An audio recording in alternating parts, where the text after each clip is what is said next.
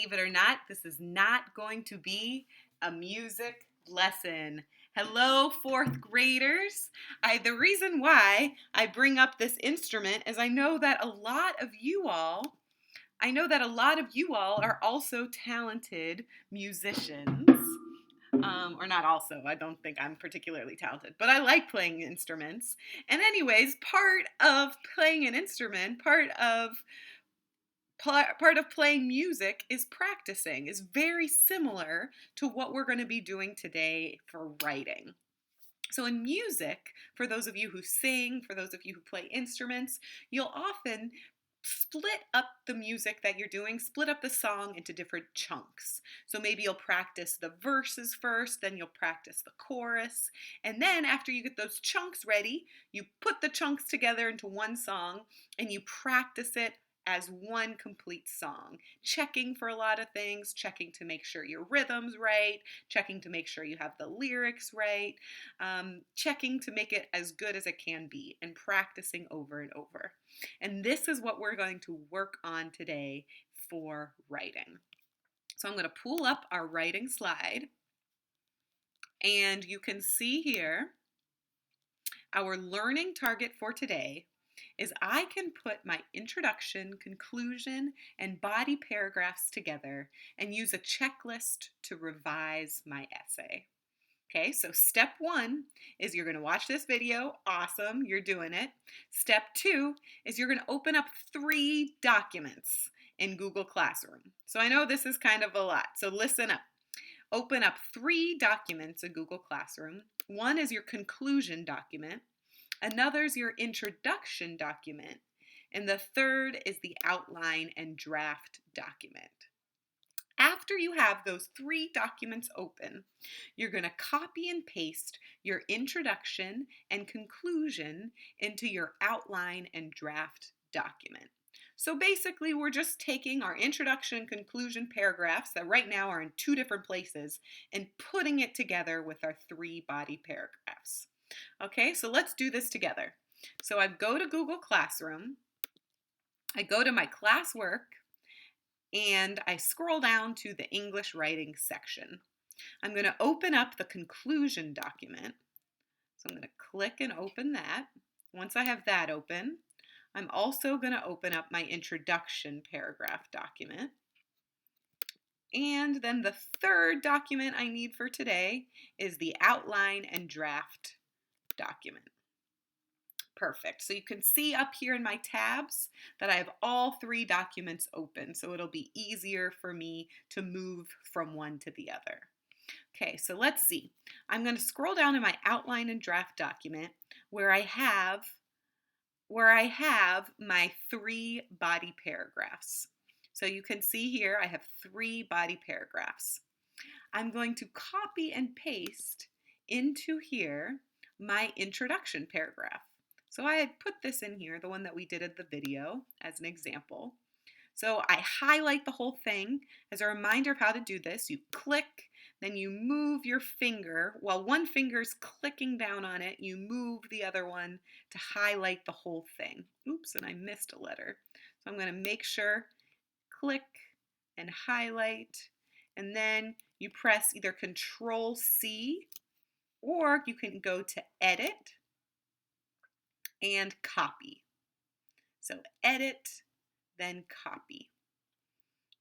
Okay, and then once I do that, since this is my introduction, I'm going to paste it. Oops, I'll make sure that that paragraph's indented. I'm going to paste it right above my first body paragraph. So I'm going to Control V, and you see how it just pasted my whole introduction paragraph.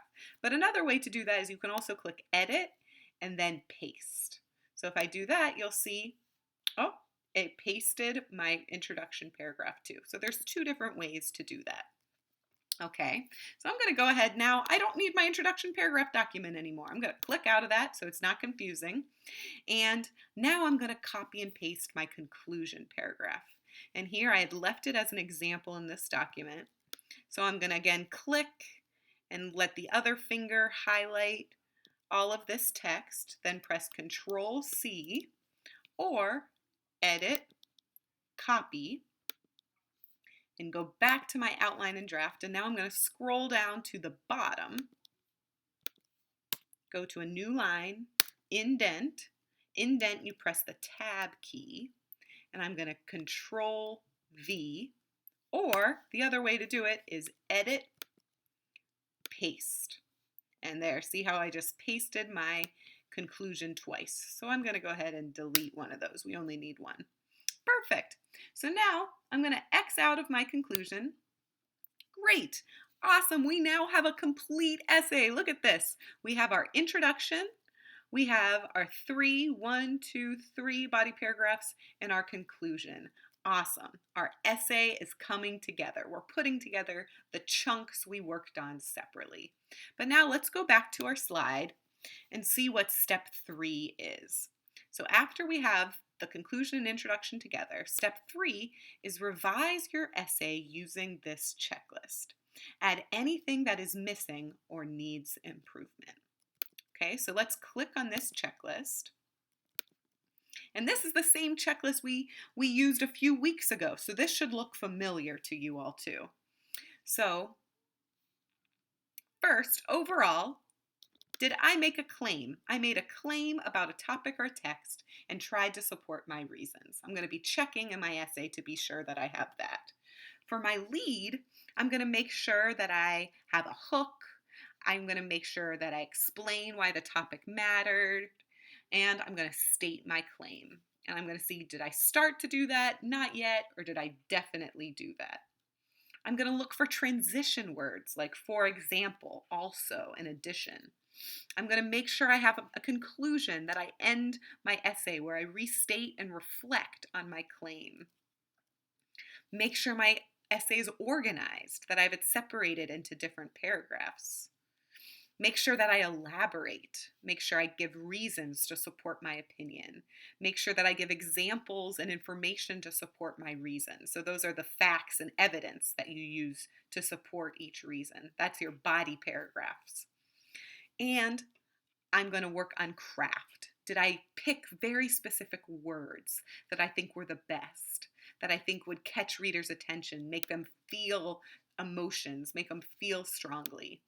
Did I use precise details and facts to help make my points? Do you use figurative language? Remember, figurative language are those metaphors, personification, onomatopoeia, all those things to also get readers into the writing, catch their attention, really paint a picture for them.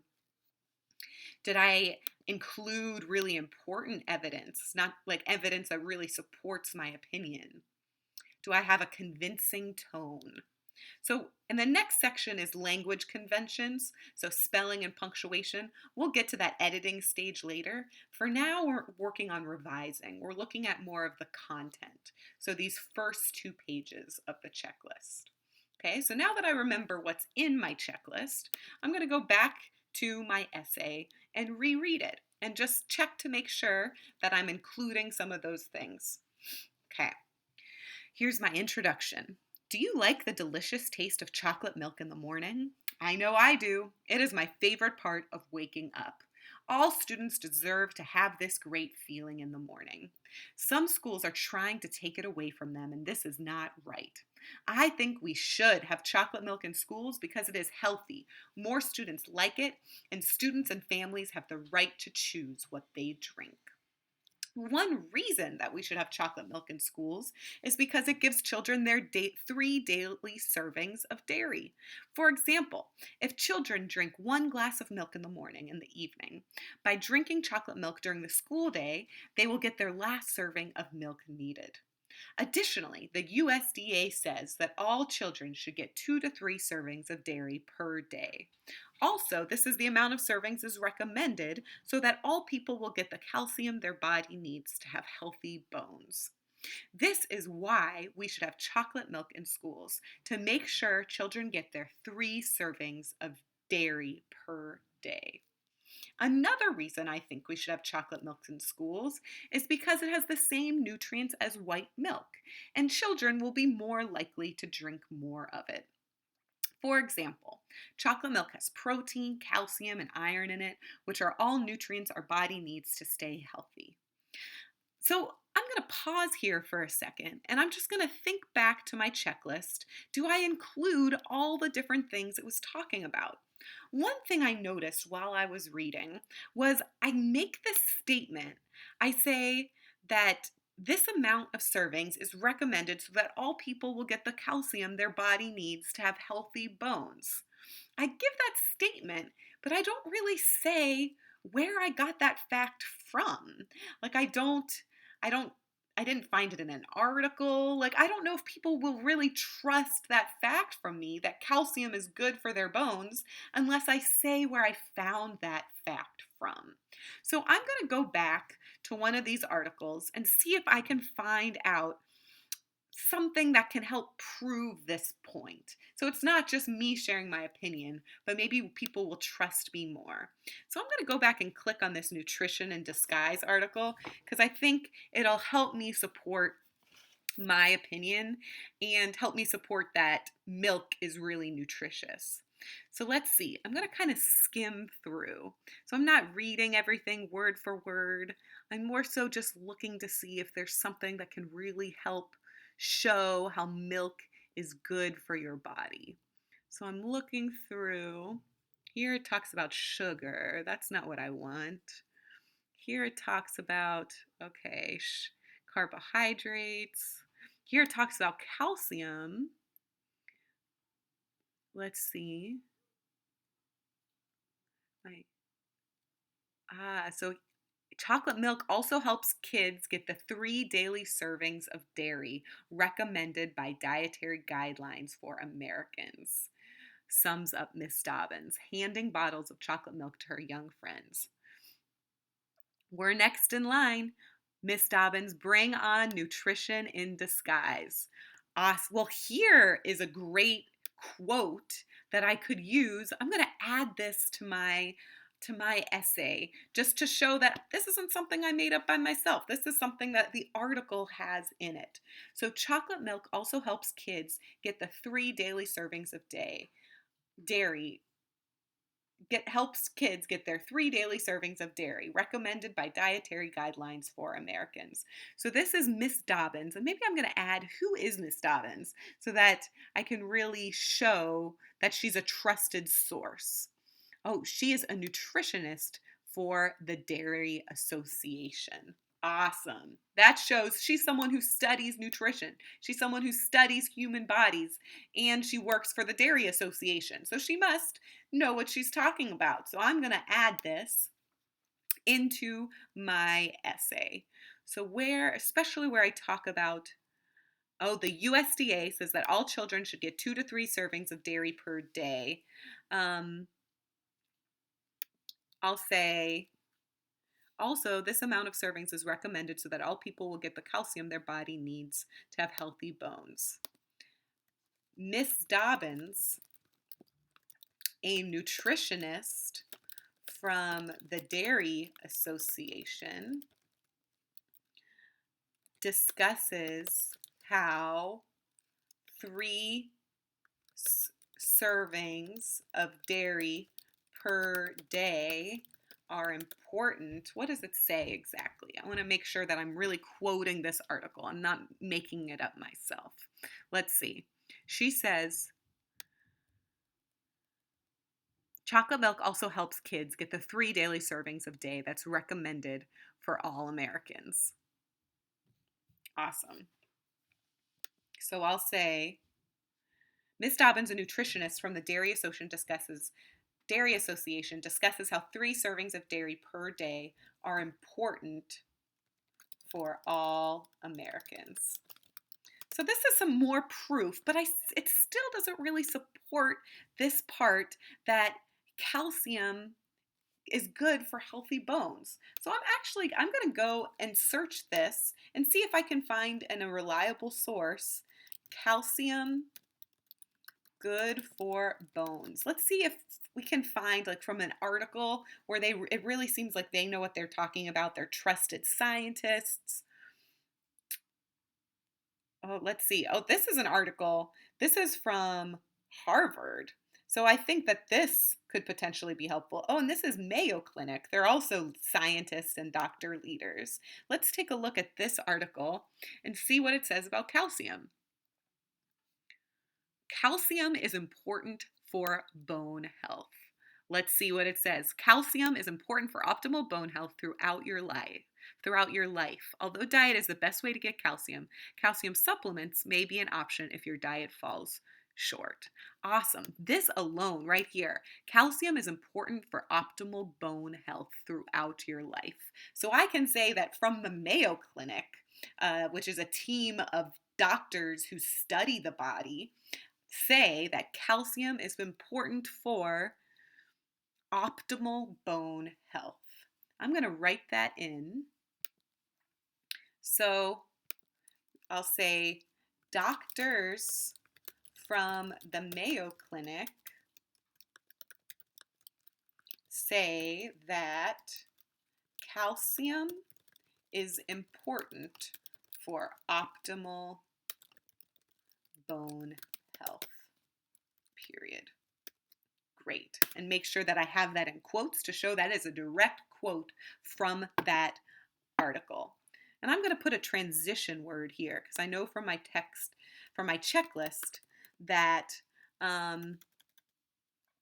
that's important. So let's see. I know I used additionally already. I use also. I could say to support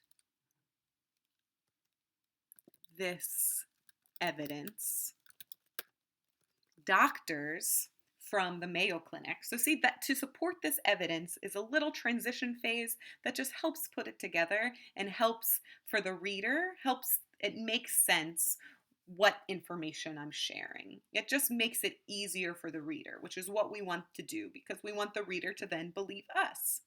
Okay, great. So that's just one example of using the checklist, and making sure that this part is put under elaboration, making sure that I really use information to support my reasons. And if I notice, and if you all notice when you're reading that you're missing something, you're not supporting it enough, if you notice that you're missing a hook, you're missing a conclusion, now's the time to add those into your essay.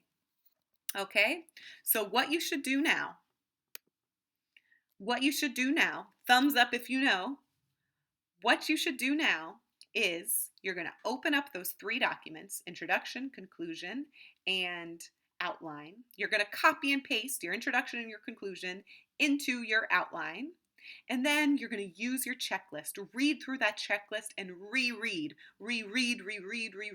your essay over and over and over again and check to make sure you have all those pieces that you need from your checklist. And if you see something missing, no problem. Now's your chance, just like when you're playing music. Now's your chance to go back and make it better.